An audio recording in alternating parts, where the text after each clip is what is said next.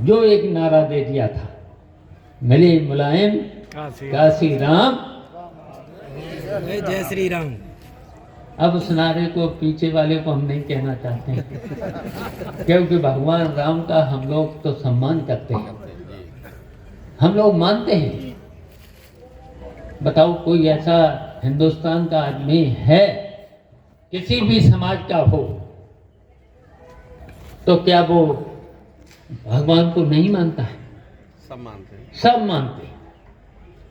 लेकिन किस तरीके से भारतीय जनता पार्टी के लोग समाज को बांटने का काम करते हैं, नफरत पैदा करते हैं। अच्छा बताओ, भगवान और अल्लाह में कोई अंतर है? सब लोग मानते हैं, सब लोग मानते हैं, अल्लाह को भी और भगवान में कोई अंतर तो है नहीं।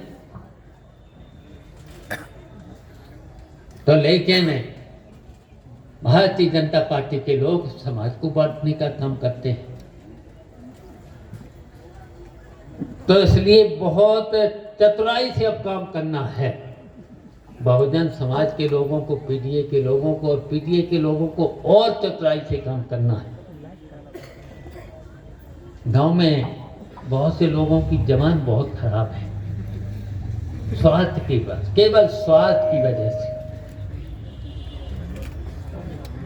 कभी कभी धमकियां देने का काम करते थे। तो मैं इसलिए कहना चाहते हैं, यहाँ तो सभी नेता हैं, सभी कार्यकर्ता हैं, आपकी जिम्मेदारी है अब बहुजन समाज के लोग और पीडीए के लोग और समाजवादी, जो पक्का समाजवादी है, समाजवादी है, किसान, किसानी में तो सभी आ जाते हैं, और जो आज पीड़ित है, जो पीड़ित हैं वो भी उपेक्षित हैं, जिन्हें कोई नहीं पूछता है, उसमें आप सब लोग पूछने का काम करेंगे, उनका सम्मान करने का काम करेंगे। अगर कहीं परेशानी में है, अगर वो कोई परेशानी में है, तो आप सब लोगों को इसकी परेशानी में शरीक हो जाना है, उसकी परेशानी को दूर करने का काम करने का है। बताओ करेंगे? अगर ये काम कर लिया, सब लोग कर लिया, तो बताओ ये टिकेंगे? नहीं। ये तो भगवान राम को भी धोखा दे रहे हैं, भगवान राम को भी धोखा दे। राष्ट्रवाद, राष्ट्रवाद। बताओ कोई भी हिंदुस्तान का आदमी है, बहुजन समाज के लोग हैं, पीडीए के लोग हैं, किसान से लेकर के सब लोग हैं, व्यापारी तक हैं, क्योंकि अब तो इस सरकार में सबकी तो दुर्दशा हो ही रही है। हो रही कि नहीं हो रही?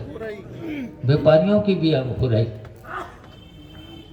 और लूट लिया इस भारतीय जनता पार्टी के लोगों ने। 10 साल में पूरी तरह से लूट लिया है।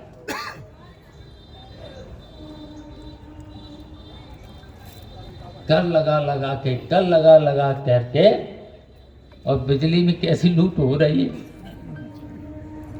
बताइए? बिजली में कैसी लूट हो रही, कितना टैक्स बढ़ा है बताओ? इतना टैक्स लेना चाहिए था। हम तो कल आए हैं जब बेबर रोड पर, बेबर रोड, ये बेबर रोड 2 बार तो हमने स्टेट का पैसा देकर के ठीक कराई थी। अब देख आना, बतना रोड देख आना, बिधुना तक चली गई है, जो कन्नौज तक गई है, देख लेना। अभी जो सड़कें बन रही हैं, दोनों सड़कें बन रही हैं, और पूरी सड़कें बनी नहीं, अच्छी बनी नहीं। बताओ 4 लेन पे कभी टोल टैक्स लगना चाहिए? नहीं लगना चाहिए। और इसमें तो डिवाइडर भी नहीं है, और टोल लग गया। एमपी साहब, टोल लग गया, टोल वसूल होने लगी। कल मैं तो उसी रोड से आए थे। बताओ नहीं लगना चाहिए था। कंप्लीट होना ही है तो। बताओ जो लूट नहीं और क्या है? कपिल थोड़ा हाथ नीचे करो। ऐसे ही बुंदेलखंड अच्छा टोल लगना चाहिए एक्सप्रेस वे जो कम से कम 6 लेन का हो, 6 लेन का हो, उस पर 4 लेन पर नहीं लगना चाहिए। बुंदेलखंड की हालत क्या है, कितनी खराब, 6 महीना नहीं चली थी, 3 ही महीना बाद टूट गई थी उद्घाटन के बाद, और अभी तक ठीक भी नहीं हुई और टोल टैक्स वसूला जा रहा। कितना टैक्स बताइए। आप 4 व्हीलर लेते होंगे तो कभी जोड़ा हिसाब किताब, कितना टैक्स? मोटरसाइकिल लेते होंगे तो कितना टैक्स?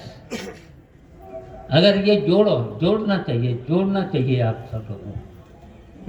किसानों पर कितना टैक्स? जो भी चीज किसान खरीदता है तो बताओ बिना टैक्स के, और टैक्स के बाद जब जीएसटी लगा दिया, बोलना तो हमें कांसीराम साहब का था, आ गए था। कितना टैक्स जीएसटी पे बताओ, 28% टैक्स लूटा। पहले तो लूटा, कैसा लूटा? 4 साल लूटा, पूरे देश को लूट लिया, सभी वर्ग को लूट लिया। और कहते थे विधानसभा में बजट मेरा 9,000 करोड़ का बजट,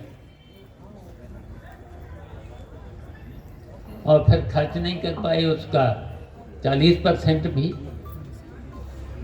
और उस बजट को कैसे लूटा है, सिंचाई विभाग में कैसे लूटा है, सिंचाई विभाग से के साथ साथ पीडब्ल्यूडी में कैसे लूटा है, गड्ढों के नाम पर 5 साल 10 साल 9 साल लूटा है, और गड्ढे अभी तक नहीं भरे।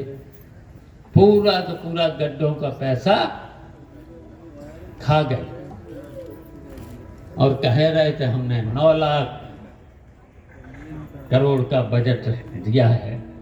तब तो आपने तो सुना ही होगा, एक मंत्री बोलने लगा कि मेरा इतना बजट, तो मैंने कहा अपने घर से ले आए हो बजट?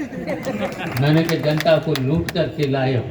और कितना इसमें भ्रष्टाचार हुआ है, कितना भ्रष्टाचार हुआ है। तो इसलिए मैं कहना चाहता हूँ, बातें तो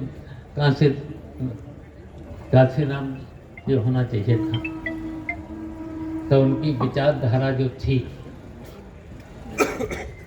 अब हमें उसी विचारधारा पे चलना होगा। अंबेडकर साहब के आदर्शों पर चलना होगा, लोहिया के आदर्शों पर चलना होगा। नेताजी ने इस आंदोलन को जो धार थी, उसी पे चलना होगा।